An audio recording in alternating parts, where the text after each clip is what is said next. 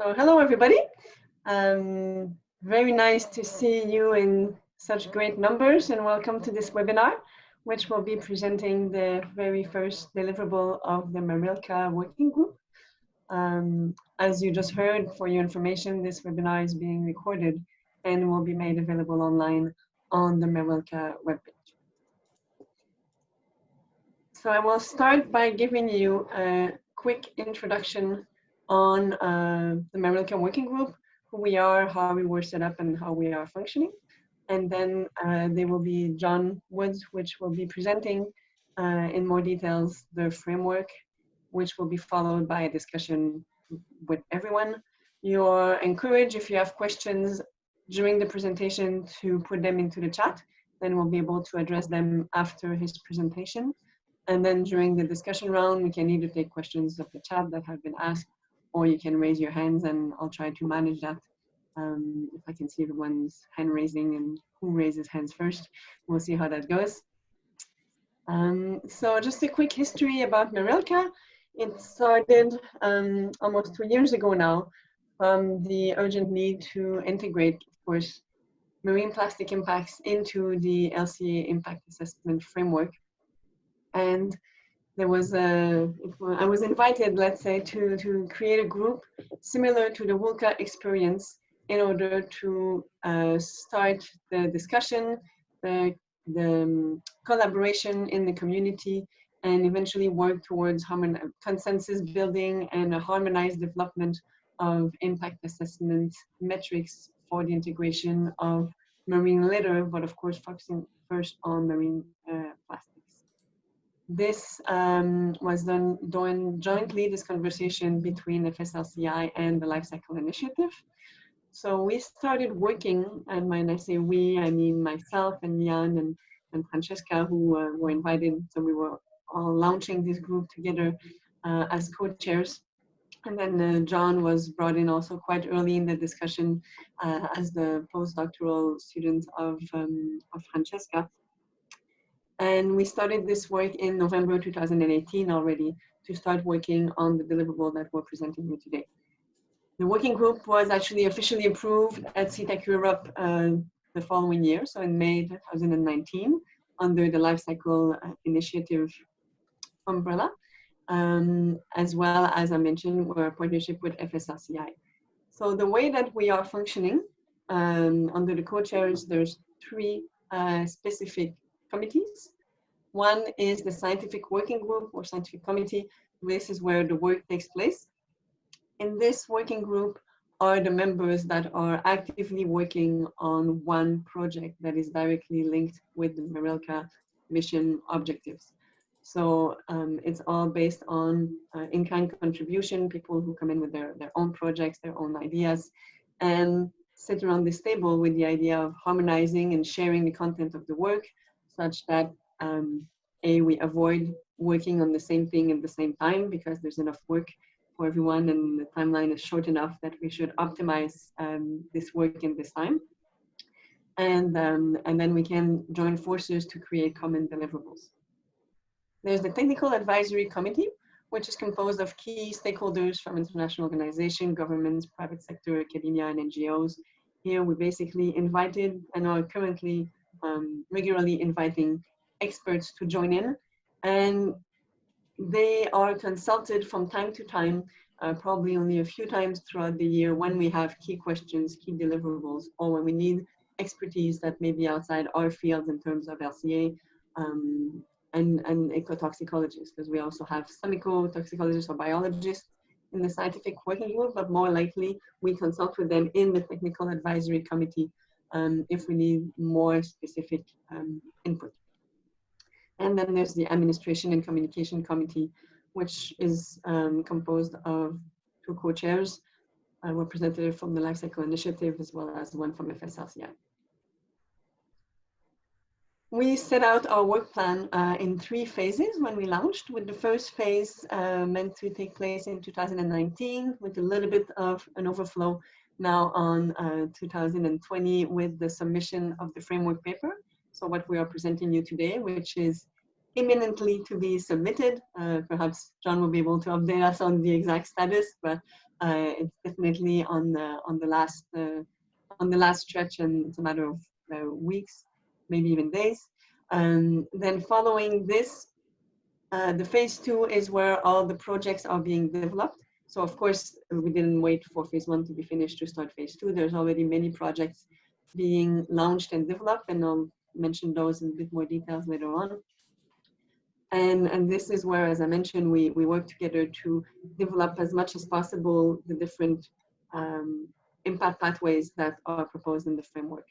So we are basically filling the gaps and working together to create and to fill the structure, with the goal of reaching phase 3, where we are building consensus for the delivery of one or two or several specific characterization factors and consensus on this impact assessment metrics.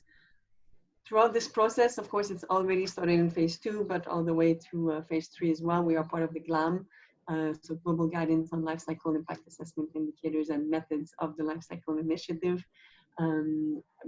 because marine litter was one of the focus area of this third phase of GLAM. So this is a very simplified version of the framework that John will be presenting you into more details. And you can find this online on our website, where you will find it into more details. It's just to show you that with this simplified version, you can also see who's working on what. And this will be regularly updated with hopefully many more projects that will come in and put these little people here in much more boxes.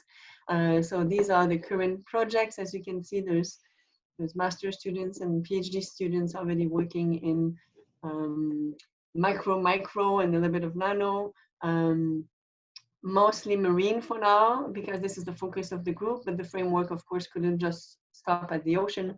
So the framework does points toward other compartment, which could be filled by other projects, which may not be the focus of MarILCA, but still require development in LCA.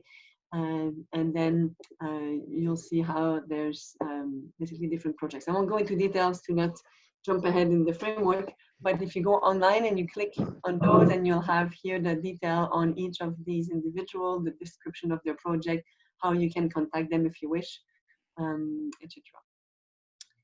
So the next step for us after this webinar and the submission of the paper is to keep working on these different projects in coordination with the scientific committee, launch more projects. Basically, different researchers are in charge of finding funding to then put projects in place and then have them develop in coordination with the committee. And as well, we identify and work on common overarching deliverables. The framework is one of them, and we are in discussion for what the following ones are starting up now. You can stay informed via our website. This is where we'll post news, and you can always fill the interest form if you want to receive updates. There's the Marine Plastic Forum on the FSLCI webpage, as well as the newsletters from Life Cycle Initiative and FSLCI, which will communicate when we have important news or deliverable or requests for you. And last slide, just if you are interested in contributing, you can do this in many ways. If you are already involved in a project connected to the objective of MarILCA, so development of LCIA for marine litter, you can contact us via the interest form to join the scientific committee, and then you can have your project join in with this mapping. If you have an expertise and you want to provide us some support from time to time, you can again contact us via the interest form to join the Technical Advisory Committee. If you would like to launch a project, fund a specific project, whether you are taking place in it or not, you can contact us, co-chairs. And if you would like to support financially the operations of the group, you can as well contact us, of course. So basically, if you want to be involved, contact us, but these are different ways that you can contribute. So, I mean, if there's any specific questions on this, this is very, was really just for an overview. If you have a question, you can say so or raise your hand, but otherwise I would pass it on. So I don't see any raised hands. I'm just browsing quickly. If there are no questions, you can also just speak up if you have a question. Otherwise, I think I will already pass it on to John for the content. Sorry. There we go. So John, the floor is yours.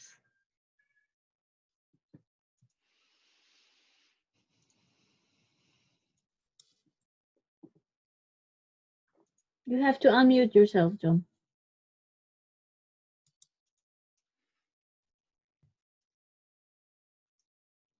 No, you're still muted.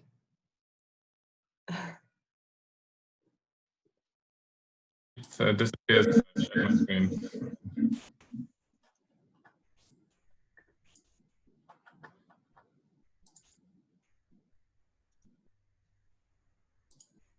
Okay, you can hear me now. Yes. Yes.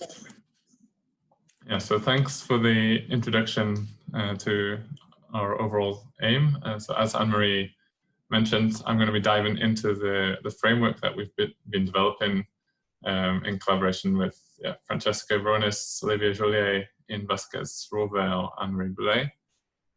And this framework is to fill a gap in life cycle assessment. Now, I realize that most of the people attending this webinar today will be familiar with life cycle assessment, but I think it's useful to kind of get back into the perspective of thinking that we are required to have these characterization factors to characterize these environmental interventions, these emissions and resource uses that come out from a modeled product system in the technosphere, and convert those into impact indicators that can be interpreted and then of use in decision support. But if we don't have characterization factors for a particular environmental intervention, as is the case with plastic litter, then these environmental interventions can't be characterized. We don't have impact indicators for these problems, and there's then a limitation in the LCA method. So this is the gap that we are trying to fill eventually, and this framework is the starting point for identifying the different modeling steps and processes that are required to be filled to eventually get to the point where we have harmonized characterization factors for different impact categories to which the plastic litter environmental intervention is contributing.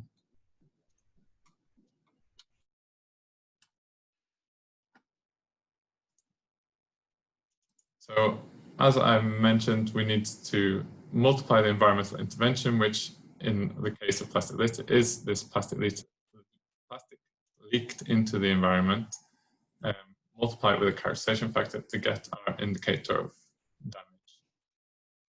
And this characterization factor is composed of a fate factor, an exposure factor, and an effect factor, which each describe different parts of the impact pathway. Like the fate factors, generally speaking, to do with the distribution and longevity of the plastic litter in the environment. We have the exposure, which is then how is the plastic in the environment interacting with potentially sensitive receptors. And then we have an effect modeling step, which then is describing how these interactions are potentially causing damage to different areas of protection.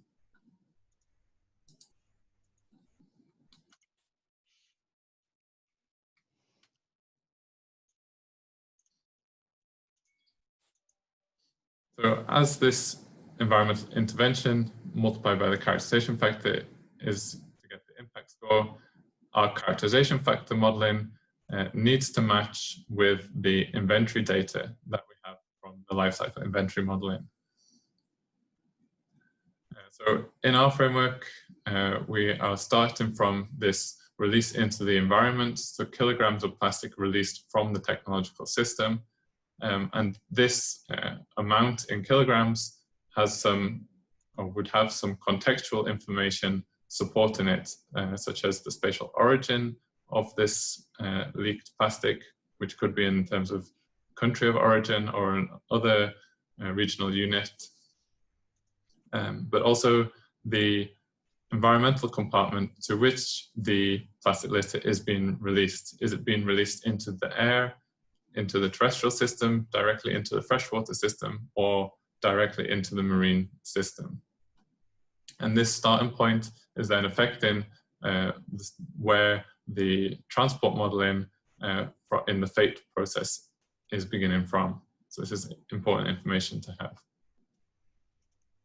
It's also relevant to know the primary fragment size. So we have gone into a 3 size class system with macroplastic being greater than 5 millimeters, microplastics between 1 micrometer and 5 millimeters, and nanoplastics smaller than 1 micrometer.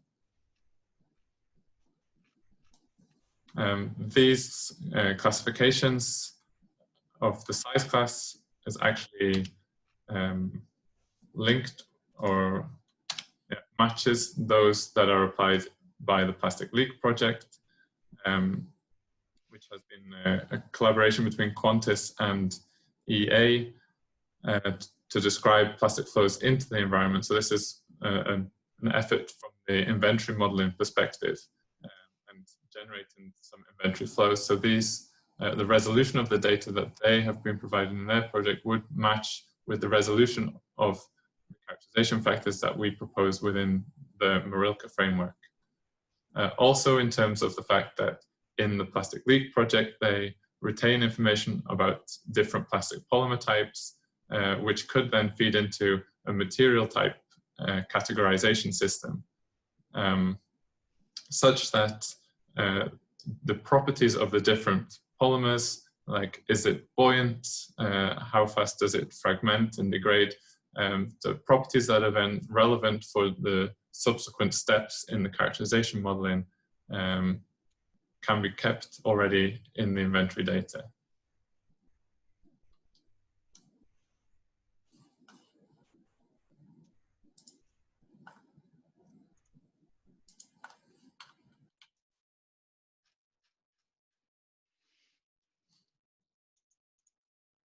So the FATE model is then a representation of 3 principal processes. We have fragmentation, where the fragment size break down into increasingly smaller fragments. So we have a transition from think of a release of primary macroplastics, which over time fragment into microplastics and nanoplastics.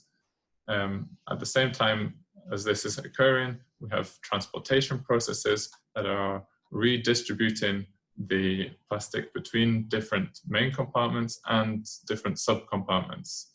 So you could think of some macroplastic release that is released onto the terrestrial compartment. There's then wind-blown transport into the freshwater system. In the freshwater system, this plastic is transported down to the marine system, and then there's further transportation and redistribution between surface waters, pelagic waters from the coastal zones out into the deep ocean, potentially sink into the seabed. So the result over time of the FATE modeling is this time-integrated concentration of plastic litter in the different environmental compartments. So how much plastic is in each compartment and for how long is the plastic in that compartment. So you could think for the macroplastic release to the terrestrial system, we have, because it is originating in the terrestrial system, we have a lot in that system, but it could be for a relatively short period of time if the ultimate destination of this release is the marine compartment. Another reason for separating the different compartments is that the compartments each have different environmental conditions. which are influencing the rate of the fragmentation processes and the degradation processes. So you can think of the exposure to UV radiation or mechanical wave action, which is going to be higher in shallow waters in the coastal zone than in deeper waters out in the deep ocean. So this is then affecting the rate of fragmentation. And then finally, the other consideration in the FAPE modeling is the degradation. So over time, although plastic is quite resilient to degradation, the actual mass of plastic will be reducing over time. There are some additional FAPE modeling considerations for related impact categories, like the invasive species related to the transport of plastic fragments around the ocean. So here the transportation of the plastic between different marine subcompartments is very relevant for the potential transport and introduction of marine invasive species through the rafting pathway. And then we also have potential interactions with the ecotoxicity impact category. So then in the FATE modeling step, again, we're interested in where the different plastic fragments are being transported to and how long they are there for in relation to the additives in the plastic polymers. But we're also interested in this FATE step in terms of the leaching rate of additives from the plastic fragments. So how quickly are the additives lost from the polymer, but also in kind of an opposite process, we have the potential adsorption of chemicals from seawater onto the plastic fragments, which could then lead to a change in the exposure pathway of these chemicals in the ocean to sensitive receptors. So there's some additional FATE modeling considerations for ecotoxicity and invasive species related to these principal ones for the plastic itself. But as always with life cycle impact assessment, it's important to consider time horizons, especially for a problem like plastic litter, which is so long-lived in the environment. So what we propose in our framework for plastic litter characterization modeling is to differentiate between impacts occurring at different timescales, such as what are the impacts occurring before 100 years or in the first 100 years after the release, and then separately, what are then the additional impacts occurring after this 100 years.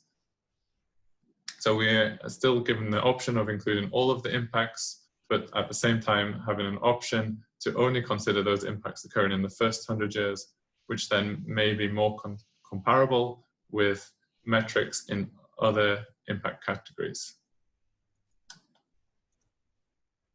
Considering this time horizon is relevant because we have this change in distribution of plastic over time. So if we have a shorter time horizon, from a particular origin of a plastic release, the plastic is going to be more dispersed relatively close to the source, but over time, the plastic litter becomes more dispersed into larger areas of the ocean, but at lower concentrations. And it's also relevant in terms of the distribution across different size classes of the fragment size. So with a shorter time horizon, you have more of the plastic release remaining in the primary plastic size category, but with a longer time horizon, you have increased emphasis on the plastic that is in kind of secondary microplastics and nanoplastics.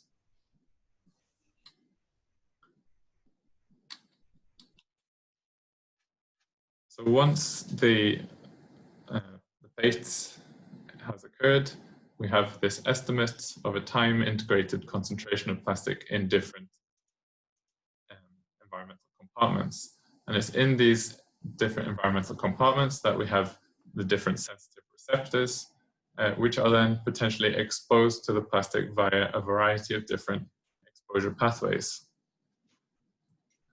So we have 4 of those displayed on this slide. So we have the sensitive receptor, which we call ecosystems and species, being potentially exposed through ingestion and entanglement. We have humans as the sensitive receptors. They're potentially exposed by ingestion, here potentially indirectly through the ingestion of plastic by some fish species. But there are also other exposure pathways like the inhalation of plastic fragments by humans.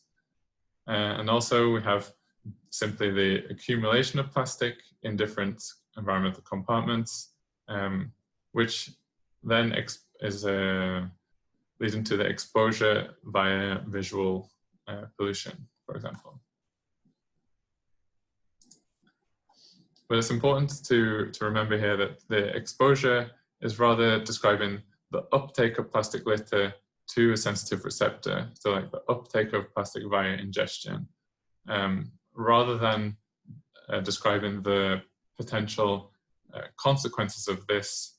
This then would come in the next step of the effect modeling. So what would the effect or the consequence of ingestion be?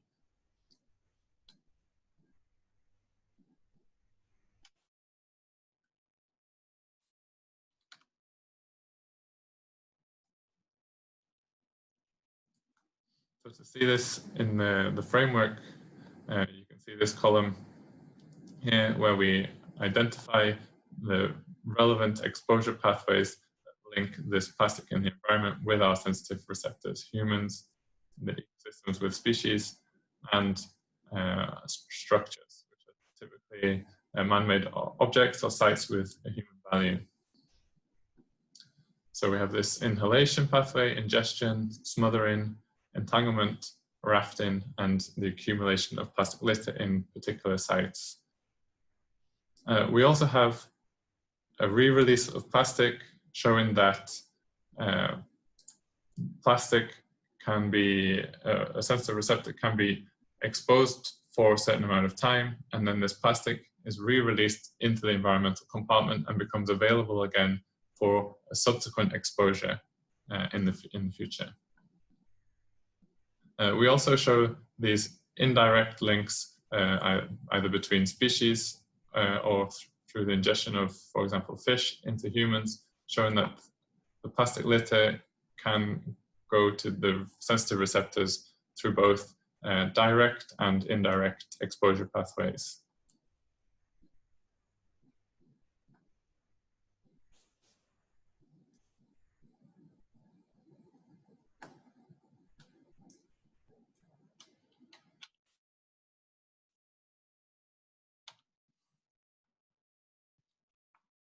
What we can also see is when we go back to considering the size classification system, you can see that these 3 size classes, macro, micro, and nano, approximately align with principal exposure and effect pathways that we have identified as the main hazards to the different sensitive receptors. And this 3-class system simplifies potentially highly segregated classification system that we find in more plastic litter monitoring literature. So we can see, for example, for the main hazard to biota, that the GSAMP has identified 5 millimeters as the threshold that distinguishes between ingestion being the principal threat and entanglement being this main hazard to the biota. But of course, there is a large interaction here between the size of an organism that is potentially exposed and the size of the fragment. So you could have a large organism and large fragments of of plastic and still have an ingestion effect. But principally, looking across a larger range of species, the ingestion becomes more prominent at smaller fragment sizes. For the human health, we have identified ingestion and inhalation of plastic as these exposure pathways, and we have set 5 millimeters as a reasonable boundary showing of what could be ingested by a human unintentionally. And the inhalation here has taken inspiration from the particulate matter modeling approaches in risk assessment and life cycle impact assessment, where we have the PM10 and PM2.5. When we then correspond to the nano class, then we would effectively have a PM1, which is similar to PM2.5, but then we still have the question, or still open to allowing a different size classification system such that this inhalation of plastic fragments can correspond more directly with the particulate matter characterization of particle sizes. For socio-economic assets, so these are the kind of the man-made objects and sites with human value, then these larger fragments are those that are causing the visual pollution or causing entanglements in structures, like the entanglement of plastic fragments in rotating tidal wind turbines, for example, or in fishing gear or in boats. But then we also have the potential for compromising biota that is valued by humans for cultural or religious reasons. And this extends across the whole range of sizes and is effectively mimicking that we have in the hazard to biota. So you can see, just to summarize, that we have a different principal exposure and effect mechanisms that contribute to the different size classes. So it's another reason for having this size class structure, such that when we have a characterization factor for a particular fragment size, it can account for its contribution to specific impact pathways.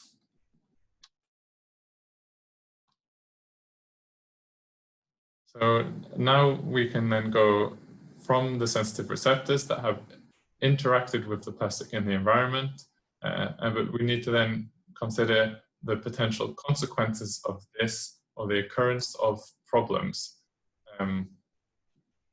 such as human toxicity through the inhalation or ingestion of plastic fragments, ecotoxicity through the effects of these additives or contaminants absorbed onto the plastic fragments, which could be ingested by species.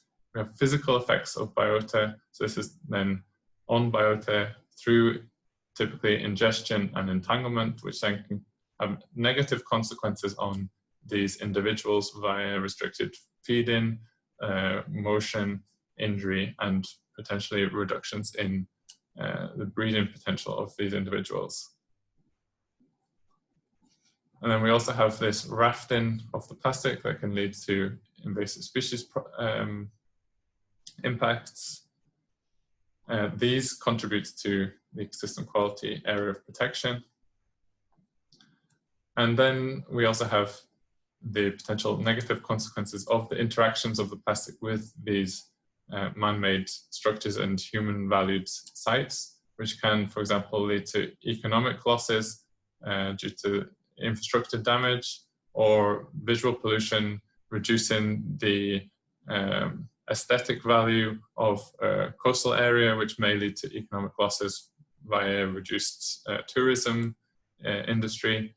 And then there's also potential compromisation of different cultural and natural values through the accumulation of plastic in those locations.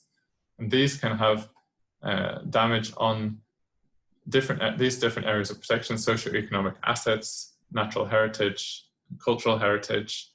And these are areas of protection that have been suggested by the UNEP CTEC Life Cycle Initiative in their framework for life cycle impact assessment. So that these are kind of going to be more novel metrics are required in these areas, because there's no kind of real consensus yet about how damage in these areas could be reflected in ecosystem quality. We would be aiming towards potentially disappeared fraction of species type metric, and in the human health in towards the DALI.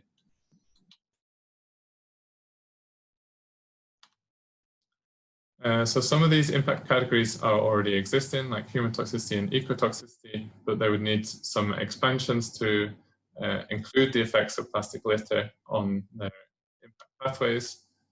We have some proposed new impact categories, like the physical effects on biota and invasive species. And we also have some further expansion options that go in the direction of these novel areas of protection.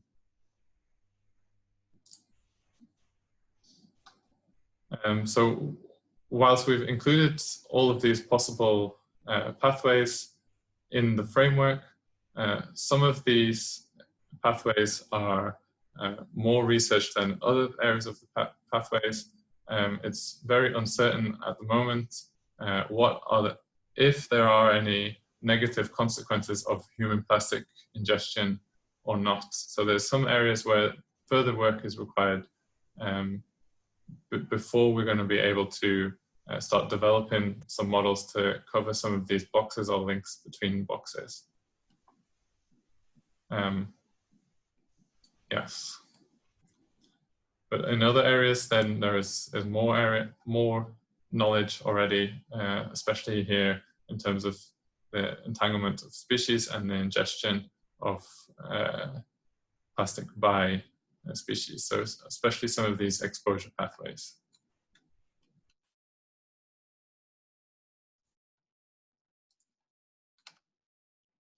So if we want to show this in a slightly different way,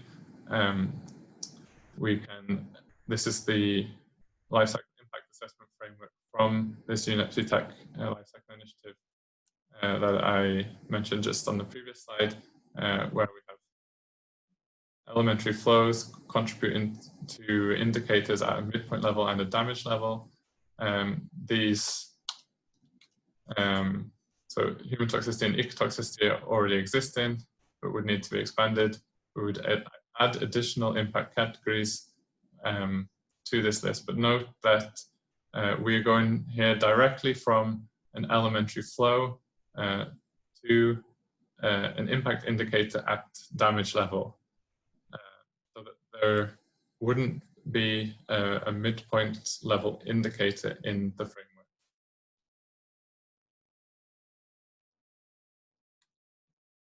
So the framework altogether, in conclusion, provides an overview of the different modeling steps and considerations that are required to cover to get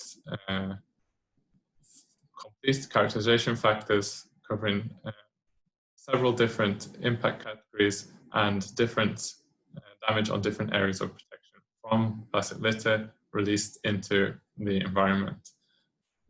To fill all of these boxes and model all of the links between the boxes, needed quite a diverse expertise and data to fill all of these gaps. So in some areas, this data is more readily available than others. So in some areas, further research may be required before we go there.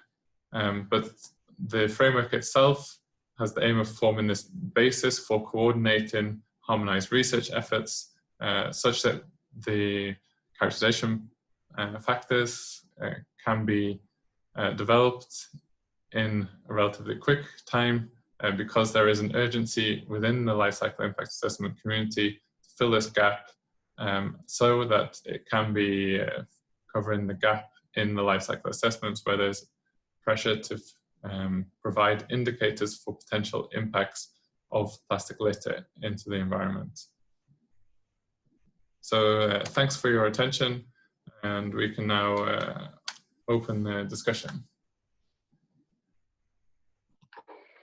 Thank you very much, John, for your presentation. And there's already quite some interesting questions that came up in the chat, and I see more coming in, so I'll go with the ones that first came. So a question from Bo, which triggered a couple of sub-questions from other members. Bo was asking whether the additives were taken into consideration, as well as the eventual breakdown of those. Following this, and then ask whether how or if there will be double counting with other categories. I think they asked this before you started talking about the ecotoxicity and the physical effect categories, but perhaps you can clarify that aspect. And a sub question also from Green Delta, I guess Andreas. If we have any idea about what triggers mostly the impact, is it more the surface, the volume, the weight, the content, the combination of all of this? And then there's a question after that about invasive species, but we can come back. Perhaps just if you want to address a little bit these three questions as a bundle, and then I can, myself, Francesca, or Jan, or others can also jump in to complement your answer if you want to start, John. Yeah, so in the potential for double counting in ecotoxicity, I wonder whether it would actually make more sense rather to include the plastic in the ecotoxicity model in itself, rather than having a parallel model add in more ecotoxicity impacts. So including the plastic fragments as an ecotoxicity elementary flow from the beginning, and having characterization factors that are harmonized within that modeling approach, and potentially also including the plastic fragments in the environment as something that is influencing the exposure pathway of the toxic chemicals through this influence on the uptake of the chemicals via this absorption or potential absorption from the surrounding seawater. That may mean that species are exposed to a higher concentration of the chemical than you would maybe expect from the ambient concentration of the chemical in the water. And in that way, I think you would avoid the potential for double counting there. Yeah, I've actually forgotten what the second question was. Maybe I can just ask again, sure, go ahead, yeah. Because my question was more about the additives inside the plastic, not what is adhering to the plastic particles, but I mean all the different additives used during plastic manufacture, which are slowly released during use and degradation. Because it doesn't seem logical to me to treat those differently, whether they're released from the plastic particles or if they're released directly from the factory or whatever. No, Yes. actually, yeah, I can just jump in here, and you're right, Bo, and it's not being treated differently. What we've seen so far in the modeling that we started doing for the physical effects on biota is that we model really only the physical effect at this point, because most of the data available in any case comes from lab experiments where they use virgin pellets. So what we model in terms of effect of physical effect on biota does not include these additives. And then we will indeed have the modeling of the additives follow the ecotox pathways and modeling that we have in LCA. And then I can maybe, Andreas here, maybe I can also explain my Yes, go ahead. follow-up question. Thanks. Indeed, you presented in the beginning of the typical form of impact assessment, you could say, with a characterization factor. And I was wondering what you think would then be used as a technical unit for this characterization factor. So what would you take to scale the effect? Because basically the characterization factor is a linear thing, of course, and so you would probably need to decide this factor depends on volume, on weight, on mass, or on surface, or on also some components maybe. How do you see this now? Yeah, so I think in our first point we'll be based on mass, so kind of per kilogram of plastic release. But within the model, okay. Like where surface area is relevant for a particular process, it could be possible to include surface area effects at different stages, like the adsorption of chemicals to the surface of the plastic, by taking like average surface areas within different size categories, or also for the different attributes that we might attach to the inventory data. One thing that we have been discussing is also the shape of plastics. Yes. Which are then process, or could be seen as a bit process specific. So the typical plastic released from different processes may have typically different shapes, and this could be some way of accounting for this surface area inside a mass-based characterization factor. Yeah. All right, thank you. There's quite some questions coming on, so we'll go back to one of the first questions by Rodrigo regarding invasive species. He's asking whether this could lead to impacts on other impact areas of protection, such as resource depletion or ecosystem services. So I think, Francesca, we're welcome to join in as well. I think you have some. Yeah, I mean, I think definitely yes. I mean, nothing is there yet, right? So I mean, we don't have a factor that takes that into account, or a model that would take that into account. But this is actually something that we're working on in one project that we have at NTNU. So to look also at the impact of invasive species on the species richness, but also on ecosystem services potentially. So we are working on it. So. Yeah. Perfect.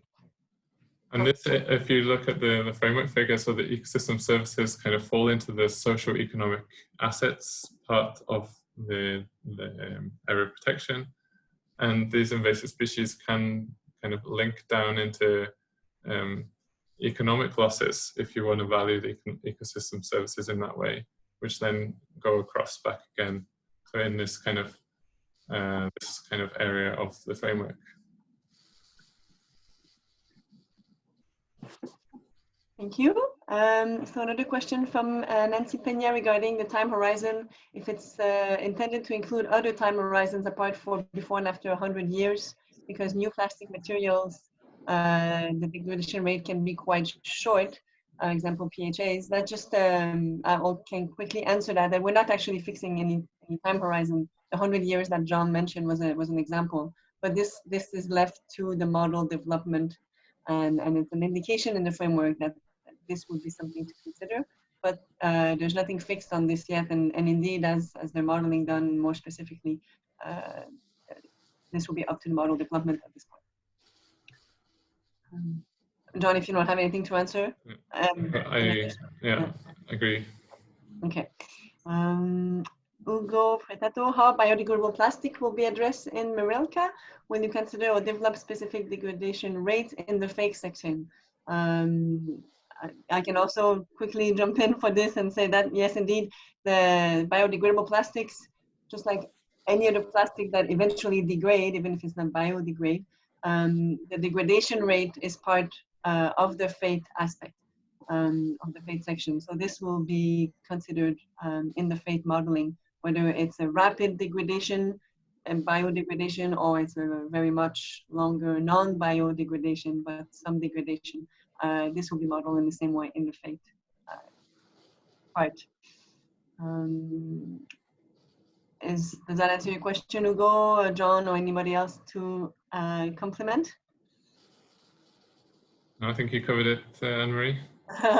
Sorry, I don't mean to be too rushed. I see No. lots of questions, which is great. So when I see a quick answer, I'll just throw it. I'll throw you the next question, John, from Melissa. She's asking, Melissa Diaz, sorry, could you expand on how the geographical differences are being addressed in the model? Yes, so, I mean, the geographical differences come in these different environmental compartments, but this is not necessarily spatially differentiated. So it could be kind of like a box model with different compartments which have different characteristics, but it's also open for having a spatially differentiated fate model where you have more detailed knowledge of ocean hydrodynamics and where the plastic is being distributed to. And then this is kind of, again, a question that's open for the fate modeler to consider themselves, kind of what resolution is feasible and what is most relevant then in terms of considering the different sensitive receptors that are present within the different compartments of the different spatial regions.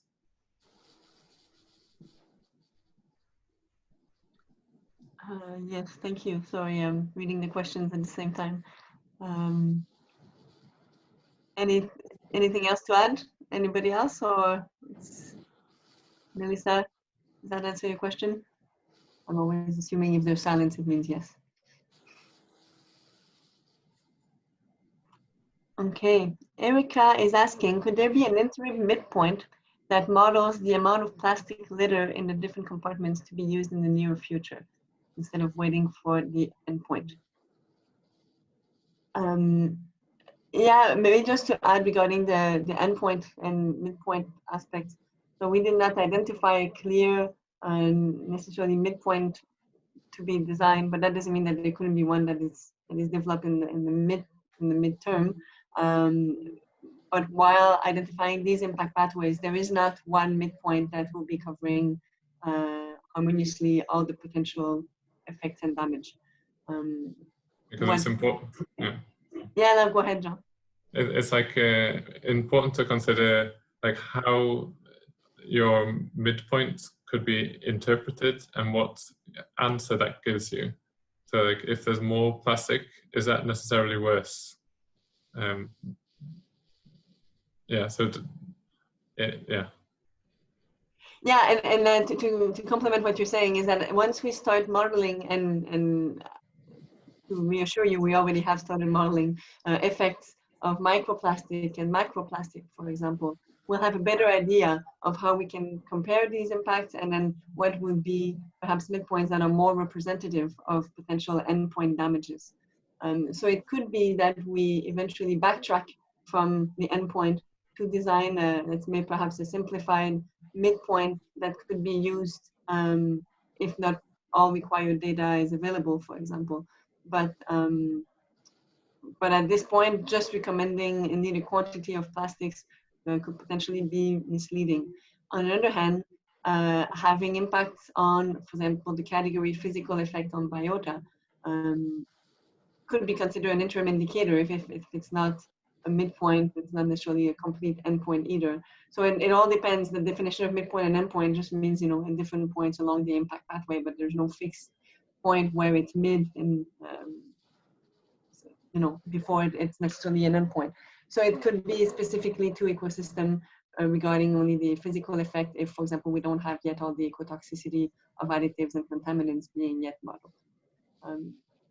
So it probably doesn't completely answer your question, but it means that there's limits of just having a generic midpoint, but it couldn't mean that it doesn't mean that there couldn't be other potential proxy midpoint in the meantime.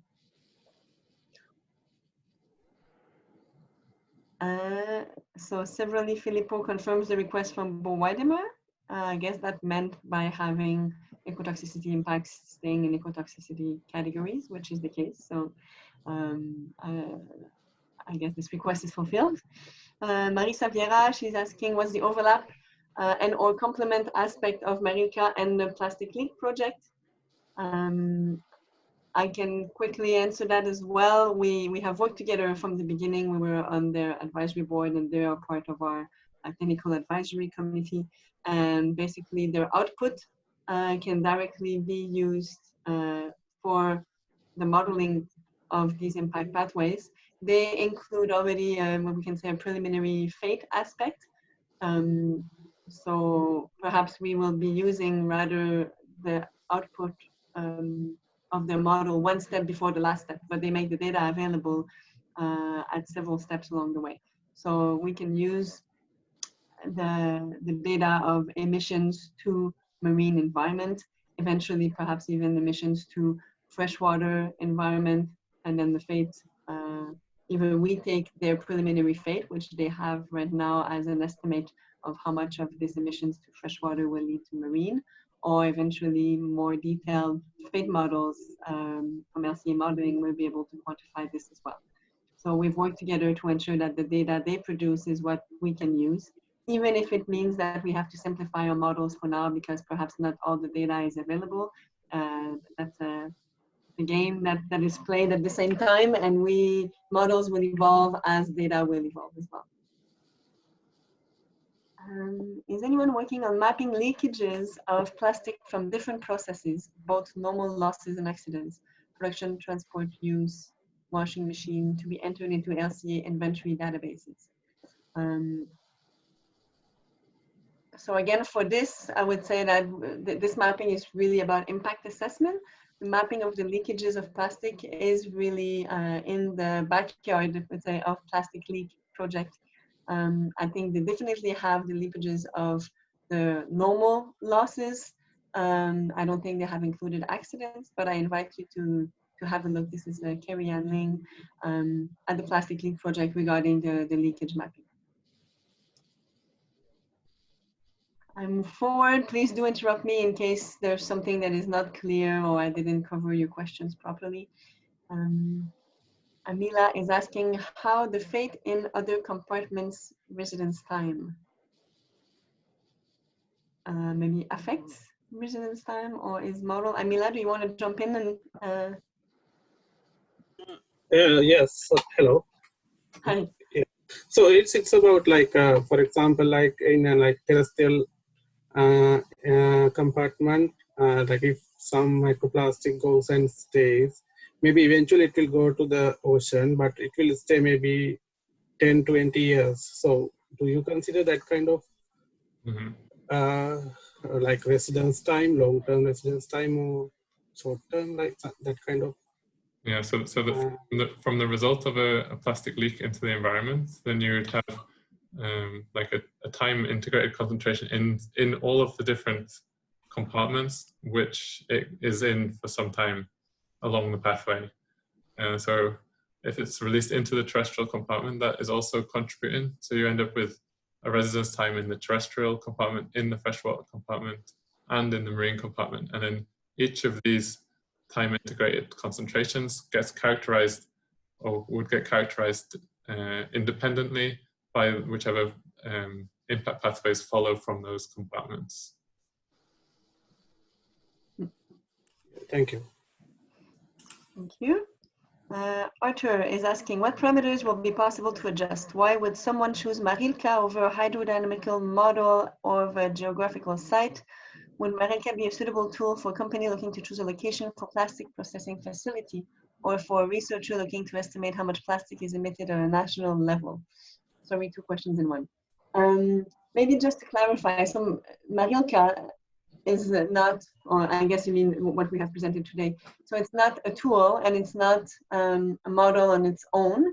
It's actually a framework that will be using other models in order to fill the boxes of this framework. So to give you an example, as we are already working on some fate modeling of microplastics, we are using hydrodynamical model and geographical information, for example, to model the fate. So it's not about choosing MarILCA. MarILCA is more setting the table for the models that need to be specifically developed to answer and quantify these different impact pathways. Ultimately, MarILCA makes use of these other models to answer the question that is specific to LCA. eventually we could imagine that these indicators could help guide perhaps choosing a location for plastic processing facility. But of course, as this will be within the context of an LCA, then all other relevant factors to have choosing this location would also be included. So perhaps different locations of emitting plastics could be considered, or less transporting of plastic waste. But then, you know, the energy use would be also considered, the other types of local impact. And this is the ultimate goal of this framework, is to be able to put plastic litter related impacts in the balance with all the other impacts that we already model in LCA in order to better guide our decisions.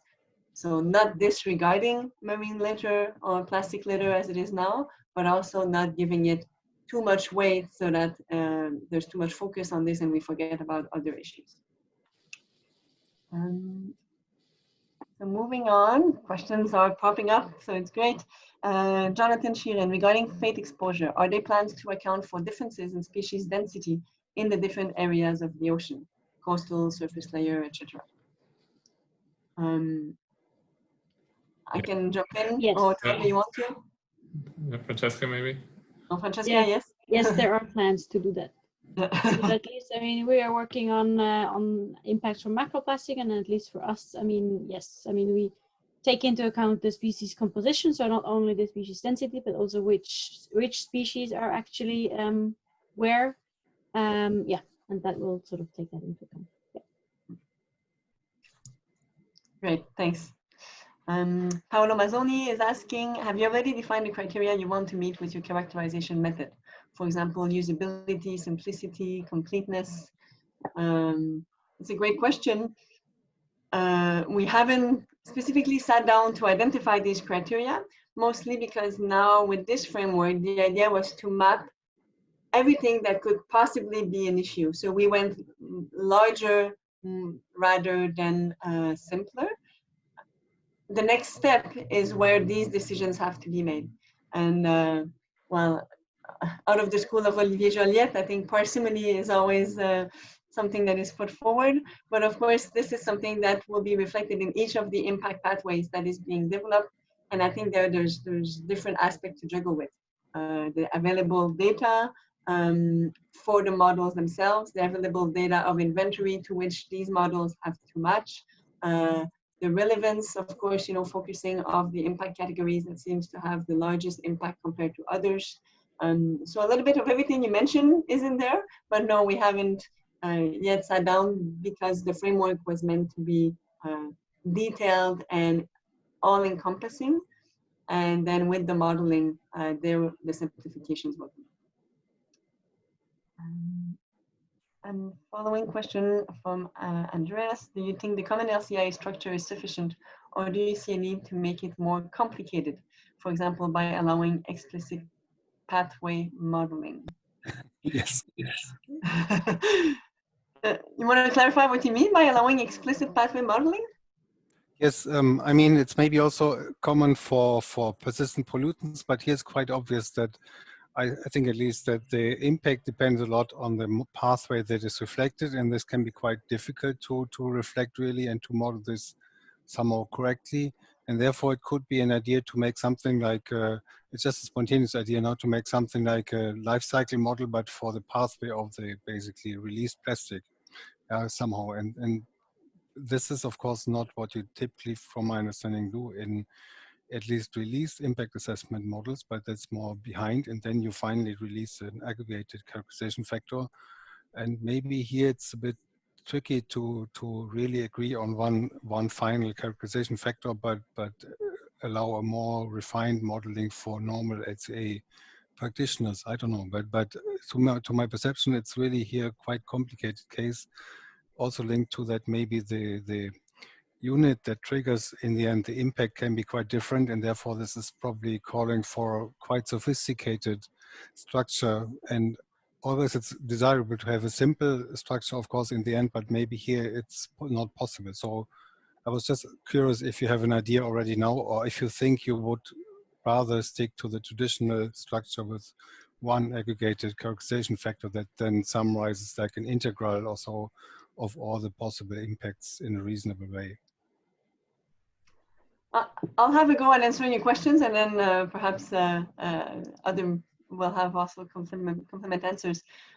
It's funny, normally we're asked as impact modelers to make things simpler. I think it's the first time that I'm asked if I'm going to make things more complicated. I think that, so looking at, I'll take the example of one of my PhD students who's modeling the fate of microplastics. Indeed, all these individual pathways are modeled separately. And as you mentioned, we then combine these into one characterization factor because ultimately this is what is the most easily used. I think this backstep would be possible if there was a need for it, if there was a reason for it. I think it's necessary to take into account separately indeed in the modeling, but I think the final package would be a wrapped characterization factor, again, in this case, for effect of microplastics on ecosystems. And then this could be combined with other specifically modeled impact pathway, including, well, ecotox would be bundled in the ecotox, but for example, for other types of physical effect, and all of this would be bundled in one factors. I'm not sure if I understand your question correctly. I think in the modeling, it is done separately. We do the packaging to serve the user. I don't see necessarily why it would be useful to not do this packaging, but it could be done. Yeah, you understood correctly. It was more that I thought maybe everybody's aware that it's not really possible to deliver a correct factor, so to say, and therefore it's of course good to be simple, but it's also good to be somehow realistic also, and therefore this could be a reason to be more flexible in this modeling, but maybe also not. So I agree, it's good to, if it's possible, to end up and agree on one simple structure, but maybe here could be a case where this is not suitable also. But I'm curious. Just to add to that, I think, I mean, just to stress that, I mean, we do try, at least, if we find it's relevant, and if we have the data, to actually have the spatial component.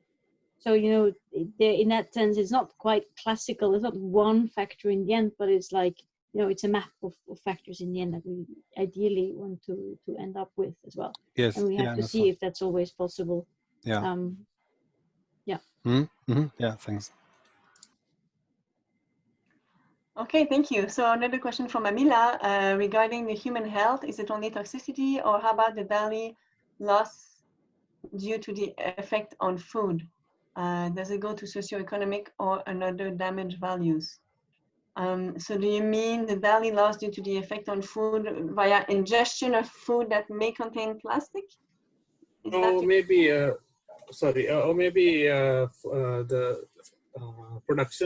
food production losses. Well, if food production loss were incurred related to plastic, indeed, as you say, this is what right now is considered as economic losses, for example, via the fishing industry. It's more seen as economic losses to the industry rather than food losses. I don't know if you had in mind other types of food losses. Maybe that's fine. Yes, I understand. Thank you. Okay, you're welcome.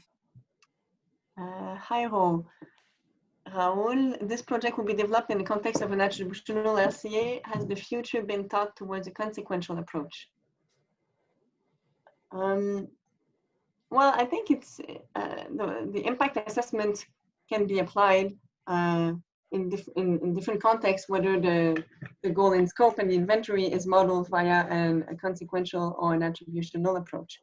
Then, of course, there's also different approaches of the characterization factors themselves, whether we look at an average factor that takes into account an approach. So this is more about an average approach within the modeling of the factors versus an attributional approach, not an attributional, sorry, a marginal versus non-marginal approach. The recommendation now from the Life Cycle Initiative is to produce both kinds of factors. This is not exactly directly linked with attributional or consequential.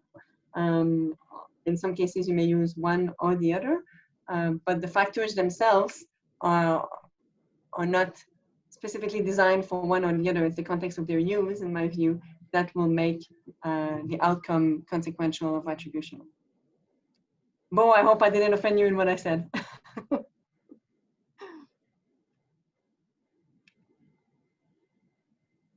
Anybody else has to add something on this? Okay, Andreas is asking, we are working on this inclusion into LCI for your information to be released as a convent extension. Yes, Great. it was not a question. Yeah, it was only to recommend to reply to another question. Okay, this is the plastic leak inclusion. Plastic litter extension for eConvent, with this we call PLEX. Yeah, I had a presentation in the last LCM conference about it, and we have refined it now, and it's about to be released. So. Okay, great. Yeah, I'll make sure to have a look at that to make sure that we are also well coordinated with the way that. Yes, yeah. exactly. Yes, very good. Yeah, sounds good. Rodrigo, is the final goal of MarILCA to model LCI characterization factor up to midpoint, human tox, ecotox, invasive species, and physical effects on biota, or will you model also / only endpoint damage going to human health, ecosystem quality, etc.? Maybe I missed this information during the presentation. More elementary flows in which the CF are going to be calculated. Would you propose new ones? Are they related to release, emission, and or extraction? Are they related to waste management processes? Again, maybe I missed. Okay, so yeah, there's a few things that indeed were covered. I'll try to answer quickly. Basically, yes, elementary flows will be coming in from data right now at this point from the Plastic Leak project, and now we here integrated into by Green Delta into an extension. So flows of emissions into the marine compartment will be matched with characterization factors. Again, this is the framework, so there are no factors yet developed towards this. There's parts that are being developed currently by different projects. The goal is to have as many of these boxes filled with models. Ultimately, yes, going into endpoint is an impact on ecosystem quality and values is an objective. Modeling towards and stopping at ecotoxicity, physical effect, this is also part of the modeling. So there isn't one goal to do only one part or another. This is the framework we put on the table, and then members come in and propose project to quantify these boxes. And then we'll see how the consensus building towards a harmonized recommendation models come into place, basically depending on what we have on the table, what has been developed, what was possible to develop. Just, sorry, can you hear me? Yes. This is Rodrigo, just to summarize, so then it's still open for discussion. That's the main idea, let's say. Yes, I mean, there's no, I'm not sure if I understand correctly, that there's no limit on whether we only do endpoint or we can say midpoint or ecotox, physical effect, invasive species categories. The idea is to model this framework as much as possible to have comprehensive method that fits into the current framework of life cycle impact assessment. Yeah, okay, thank you. Yeah, you're welcome. And Arthur complimented, thank you for the clear answer. One thing I'm not totally sure if MarILCA is a standard conceptual framework, and how will flexibility be balanced with reducing unambiguity? For example, would the output of project be defined in a series of steps, coding framework that LCA software practitioners will be able to feed to a computer? I'll try to answer your question, and if I don't clarify, please feel free to jump in and ask. The deliverable will be characterization factors that can directly be implemented, just like other characterization factors in LCA. And as we mentioned, we will have separate characterization factors addressing the different targets, whether ecosystem or human toxicity, invasive species, or ecotoxicity, and then combined into midpoint and or endpoint parameters. This will have to be matched, of course, with the inventory data that is provided by the software. And as Andreas mentioned, they're working on to integrating this. So the aim is to be as harmonized as other impact categories, where yes, it is simply a question of plugin or pushing a few buttons and eventually you'll get your results. Of course, in the process of the development, this is not always completely simultaneous processes. In the meantime, we'll have probably testing options where you can run case studies, for example. You just added LCA practitioners in general. So I don't know, Arthur, if you want to speak up and clarify if I didn't understand your question correctly. Yes, that's clear. Okay, thanks.